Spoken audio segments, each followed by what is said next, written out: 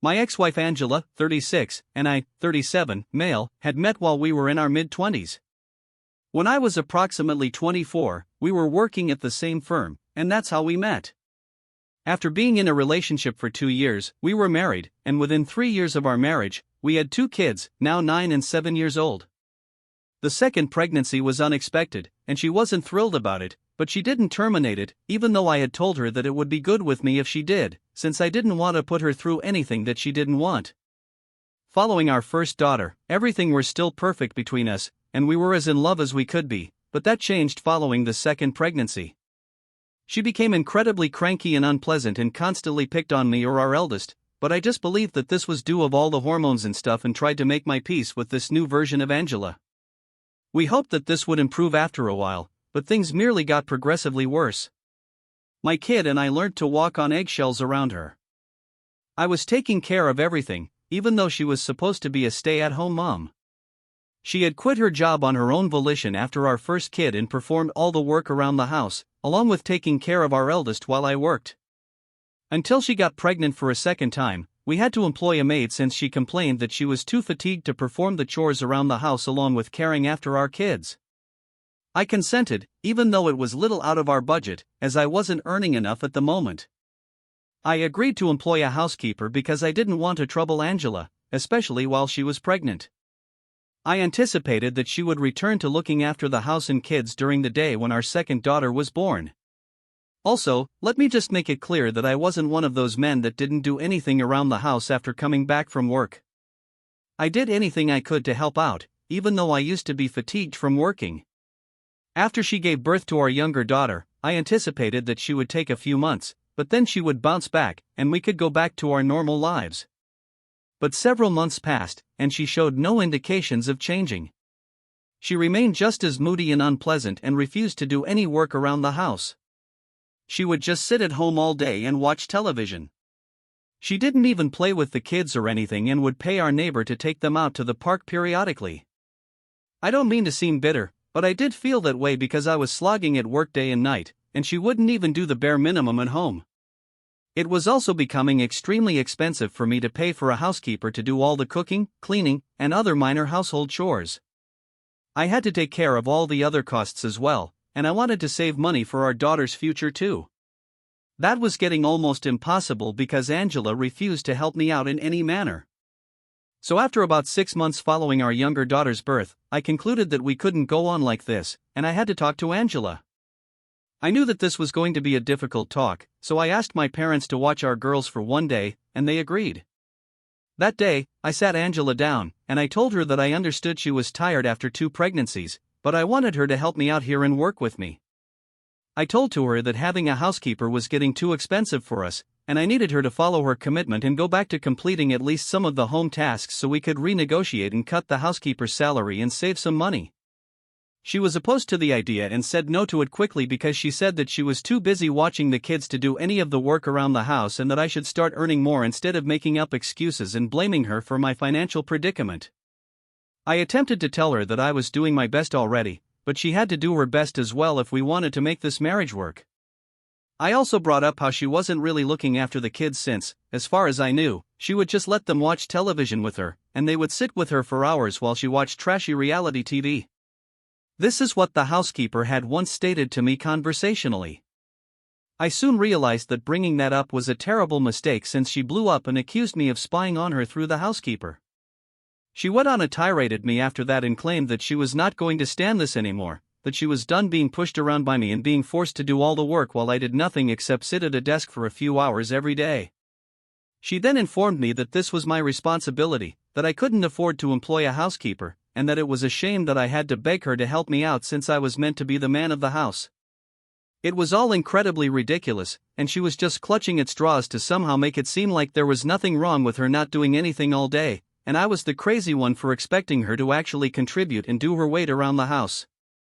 We ended up getting into a massive fight, and she called me a loser who couldn't afford to be with a woman like her anyway, and I retaliated by calling her a lazy cow who had already failed at being a good mother, given how scared our eldest daughter was of her, and now she was failing at being a wife as well. That remark really got to her, and she shoved me extremely hard. I lost my equilibrium and fell back on the coffee table extremely hard, shattering the glass and harming myself. I had to be brought to the ER, and she continued apologizing to me and crying throughout. Luckily, it was just my back that was damaged, and it was all just surface-level injuries, but I might have really hurt myself, and I didn't trust Angela anymore. I informed her that she had to move out because I didn't trust her around kids, as there was no telling when she may lose her temper around them and end up hurting them as well. I urged my parents to take care of our girls until Angela was there, and for a week she kept arguing and vowed that she would never let this happen again, but I just didn't trust her anymore. I almost filed for a divorce, but she asked me to give her a chance, and by the end of the week, we had come to the understanding that she was going to go live with her parents for some time and attend therapy. Only when she had been granted a clean chip by a medical professional would I let her to move back in with us. There was definitely something severely wrong with her, because happy people don't act that way, but she was determined to work on it and get better. I also didn't want my girls to grow up without their mother, so I agreed not to be divorced right then and give our marriage a second go. We were also getting marriage therapy while we were living separately, but finally, it all turned out to be futile because she ended up cheating on me.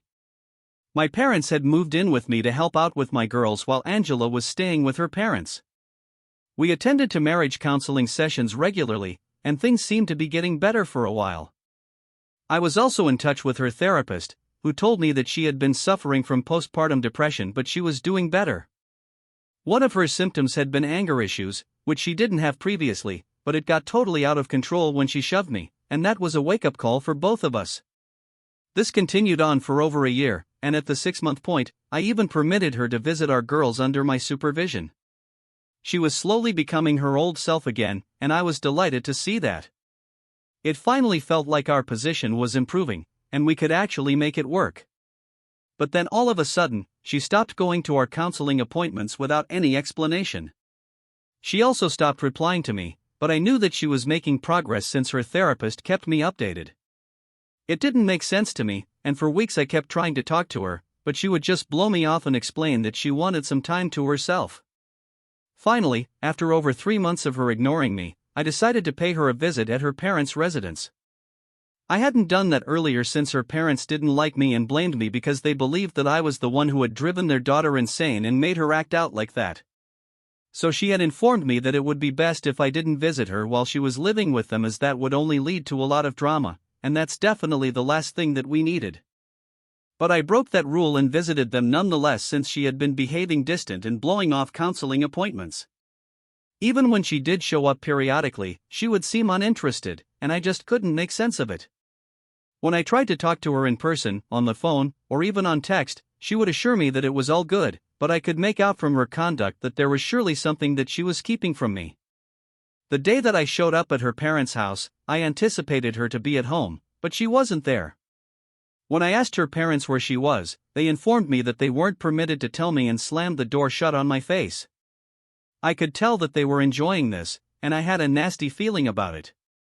So I decided to contact Angela while standing in front of her parents' house. I tried phoning her numerous times, but she didn't pick up, and I was growing more and more nervous by the second. So I decided to sneak around the home and somehow get inside by myself. I went around to the backyard because I knew that her parents normally had the kitchen door open.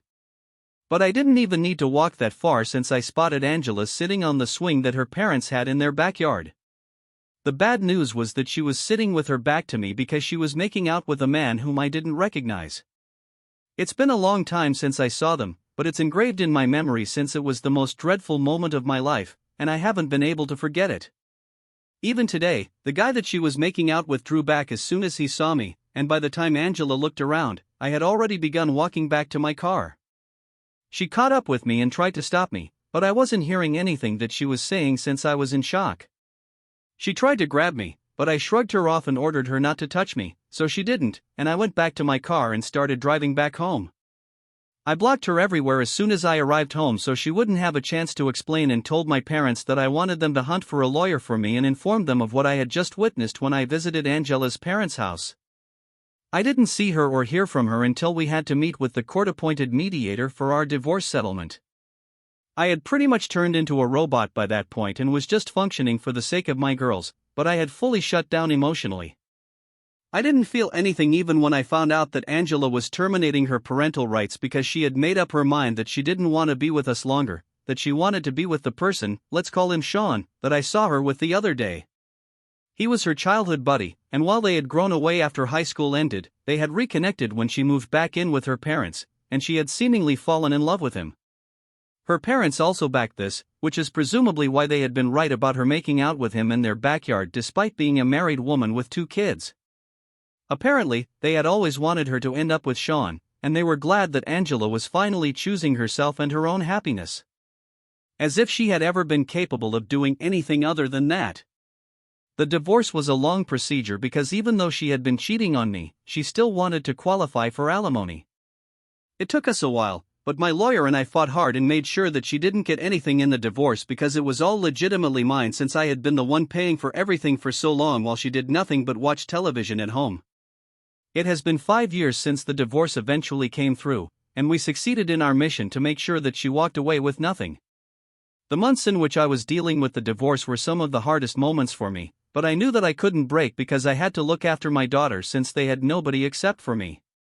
My parents were obviously extremely helpful and supportive, and I can't ever thank them enough for being there for me throughout while I balance work and taking care of my kids. It has been 5 years since, and even though back then, the divorce seemed like the worst thing that could possibly happen to me, I'm thankful for it now because I don't think I would have been in the place that I am today had it not been for my decision to leave Angela. Life has actually treated me well since then, and I'm in a much, much better situation now in every respect. We have since moved into a bigger house because I am paid better now, and I don't have to spend money on anyone apart from myself and my girls. My folks reside close by and come in from time to time as well. I have people who love me, and my daughters are as happy as can be. That's all that a man needs, and I'm so glad to the universe that it's all going well for me now. Or that was until Angela showed up again a few days ago. The kids were at school, and I was just ready to leave for work when I opened the door. The doorbell rang, and Ann was standing outside with a boy beside her. The youngster couldn't have been older than 3 or 4 years old, and I knew that this had to be Angela's son. I was taken by surprise when I saw her standing outside my door, and was still trying to understand it when she started crying and stated that she was here to apologize and make things right with me. She assured me that she was finally ready to be a family again and give our marriage another go. I couldn't believe that she was back here after all these years, and now she wanted to give our marriage another shot. Like it was up to her to make that decision. Within a short second, I made up my mind and decided to shut the door and turn her away since I didn't want to get into whatever this was. But before that, I told her that this was not her family anymore. I had quit being her husband the day she cheated on me with Sean. The divorce was only a legal duty, and she herself had handed up custody of her daughter. So now she had no right to refer to us as her family. After I stated that, I locked the door and told her to get away since I didn't want her anywhere near my property. I would have cursed her out as well because I was so upset, but I stopped from doing it because of the small guy. I could hear her screaming outside my door for a few minutes after I shut her out, but I decided to ignore it. And once I made sure that the coast was clear, I went off to work. I tried really hard not to think about it since that would simply weaken my determination, and I couldn't afford to let that happen. I almost succeeded in forgetting that Angela had even showed up at my house, but as soon as I returned back home from work, I received a call from my parents demanding an explanation as to why I had sent her away. They told me that Angela had phoned them after I pushed her away and locked the door on her face, and she had been upset. My parents explained that they were the ones who had given her my new address and advised her to visit me since she was in the process of getting divorced from Sean and finally had an opportunity to make things right with me. They told me that Angela had reached out to them around a month ago, and this had been in the works for quite some time. My parents believed that it was about time that I thought about my kids because my daughters deserved a mother, and there was no better mother than Angela. So they determined that she deserved another chance and directed her where to find me and what to say to me. I felt really upset at them since it was not their place to forgive her and decided to give her another chance without even asking me whether I would be good with that. It could have been terribly awful if the kids had been at home, and it was really reckless of them to do something like this. So I told them off, but they refused to accept that they had made a mistake because they had supported me during my divorce by taking care of the kids. And even now, occasionally they do care after the kids, and they feel that whether or not I wanted to patch up with Angela was up to me. That they had an equal right to decide what was best for the kids, and I couldn't take that away from them. I thought it was foolish of them to assume so because at the end of the day they were my daughters and not theirs. And while I respected them and would always be thankful for what they did for me after my divorce, I don't think it was their place to bring Angela back into my life again. We got into a bit of a disagreement, but they informed me that I was the one who was out of line here and was being selfish by not giving Angela another chance. They assured me that they had done their due diligence and were sure that she was a different lady now and deserved to be a part of my daughter's life. Even when I reminded them that she had signed her rights away, they replied that it was disrespectful that I think they would put my girls or me in harm's way, and accused me of wrecking their lives by being too arrogant to recognize that they needed their mother. It's been a few days now, and I don't think I was out of line or selfish because I've thought about this a lot. IDEV for not giving my ex-wife a second opportunity at being a mother. Update 1, about a week has passed since Angela showed up at my door with her son, and recently I found out the truth about her relationship with my parents. It's honestly so unsettling that I don't even know where to begin, and I'm still battling to digest it myself. It's mind-boggling how all of them have deceived me without batting an eye. Apparently, not only were they the ones who had provided her my new address, but they had been in communication with her all along. I had cut her out of my life after the divorce, but they hadn't because they hoped that she would come around at some point. They wouldn't talk much, only once a month maybe, but that was enough for me to feel betrayed. Sean had made Angela sign away her rights after she was issued with the divorce papers and had given her an ultimatum, to either desert her family and establish a new life with him, or she could keep in touch with her kids and fight for their custody. But that would mean that she would have to leave him behind. It had been a difficult choice for her to make according to my parents, but she ended up going with Sean to make a new family with him instead of sticking with the family that she already had. My parents said that Angela had contacted them shortly after I filed for divorce to tell them about her situation and asked them to help her because she wanted to still stay in contact with her kids. Privately, she had told them that she had been backed into a corner by both of us. In either way, she wouldn't be able to see her kids because I had been fighting for full custody with supervised visitation rights while Sean had instructed her to abandon her kids altogether. Even if she did fight for custody and went against Sean, the chances of her getting partial custody were slim given the circumstances of our divorce, also her history of having issues controlling her temper. So fighting for custody seemed like a waste of her time and resources. There was a very real chance that she could lose both Sean and custody of our daughters in the end if she decided to fight. And that's before my parents came in. She met them in private and practically begged them to let her stay in touch with her daughters and help her out by acting as the bridge between them. She was aware that once she signed her rights away, she would not have any visiting rights, let alone supervision. But my parents would, and they planned on exploiting that. They successfully did so and fooled me for ages by going behind my back to allow Angela to meet our daughters. And they did so because Angela's situation struck a chord with them, and they realized that they couldn't in good conscience keep a mother apart from her kids. Stabbing their own son in the back for years, however, didn't hurt their conscience one bit. They told me that whenever I would drop our kids off at their house, they would invite Angela over and let her spend time with them. My kids never told me that they were meeting their mom because my parents would bribe them with toys and candy, so they would keep their mouths shut about this. Anytime I would ask them about what they had done at their grandparents' house, my daughters would tell me that they played games with my grandparents and their friend. I always assumed that they must be talking about my parents' actual friends whom I already knew, but apparently that's what my parents had told my daughters to refer to their mother in case I asked them about their day. I couldn't believe that my daughters had been lying to me as well, but I forgave them because they're just kids and also because Angela and my parents had really manipulated and intimidated them into keeping quiet.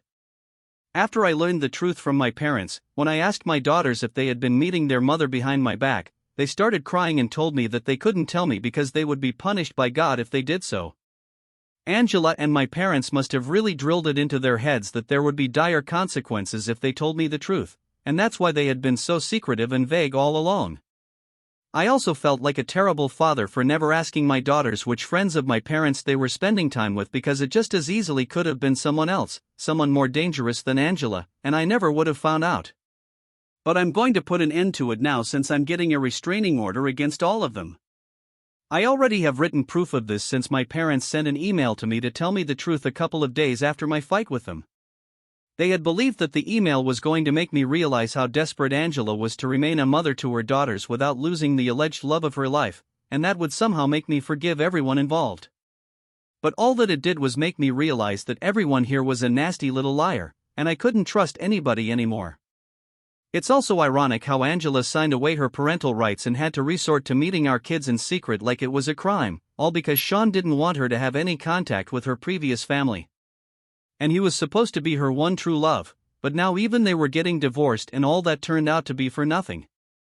They even had a son together, but according to my parents, Sean wanted nothing to do with her or his kid now because he had received a job offer and was moving away in a couple of months. Angela had started working again recently, and their son had started kindergarten here, so she didn't want to move with him, which is why they had been fighting for a long time. It had finally all come to a head 3 months ago when Sean told her that he was done and he was taking that job and moving out. He didn't have any interest in being a family man anymore because it clearly meant that he would have to sacrifice his own future and happiness just to make her happy, and he wasn't ready to do that. This was all meant to make me feel sorry for Angela, but the only purpose that it served was making me feel like justice had finally been served. I have already spoken to my lawyer, and the petition for the restraining orders has been filed. My daughters and I have also had a proper discussion about all of this, and I have told them that moving forward, they will never be seeing their grandparents or their mother again, and they seem to be okay with it for now.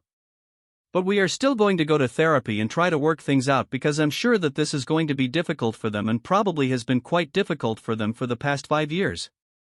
But this all ends now. Update 2. Hey guys, thank you so much for all the concern and support here. I'm really grateful that so many people have been sending lovely messages and blessings to my daughters. My parents and Angela have been served with restraining orders and are supposed to appear in court in a few days. I don't know how they feel about any of this because I have blocked them on every possible platform, and I've also told my friends not to speak to them in case they contact them.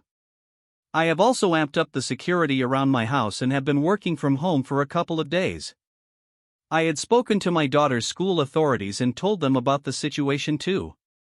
Initially, I didn't intend on letting them go to school for a few days, but I didn't want their education to suffer because of Angela and my parents.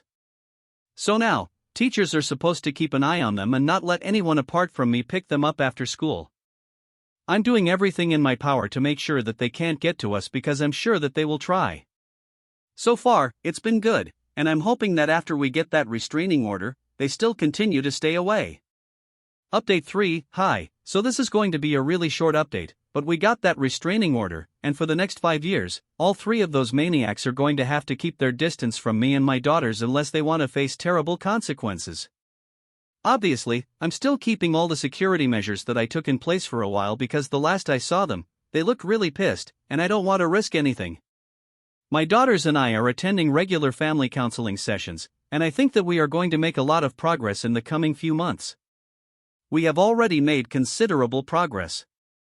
Honestly, all I want now is for my daughters to be happy, and that's it. So please keep sending us your best wishes, we need it.